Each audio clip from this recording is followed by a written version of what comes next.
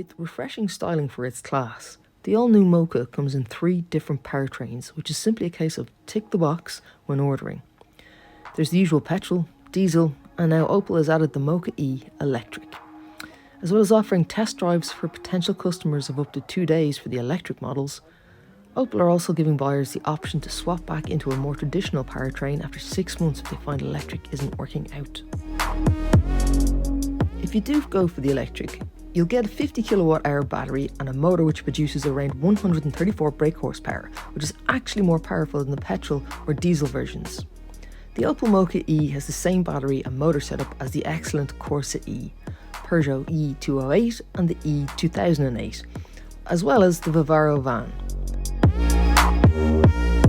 With an estimated range of around 340 kilometres, an average full charge should take about 7.5 hours from a home wall box. First drive impressions? When you get inside the car, it's actually quite impressive. Textures on the interior include some nice faux carbon trim around the doors and around the front dash as well. Instead of traditional dials, you now get what Opel calls the pure panel display, consisting of digital screens joined together to make one big display. It comes in either a 7 and 10 inch or a 10 and 12 inch, depending on which model you choose.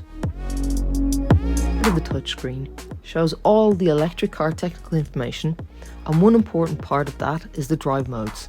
The Mokka-e has 3 drive modes, and unlike some other electric cars, these really do make a difference to the way the car drives. When you initially switch the car on, it's automatically in normal mode, which means you have an average amount of power, the equivalent of a 1.4 litre petrol engine, and gives an average amount of range, just over 300 kilometres, which is fine for everyday driving. If you're only going a few miles and you can charge at the end of your journey, treat yourself and select Sport Mode. This unlocks the full 136 brake horsepower. Then when you really need to make the most out of every watt, you can also select Eco Mode and officially stretch to around 450 kilometers before needing to charge, which is pretty incredible and worth it if you're going on long distance journeys. Bearing in mind that electric cars always lose a bit of range in the winter, the Mokka-e uses a more efficient type of heater so that the range drop isn't quite as bad as on other more established EVs such as the Nissan Leaf, but it's still something you should factor in when planning your trips.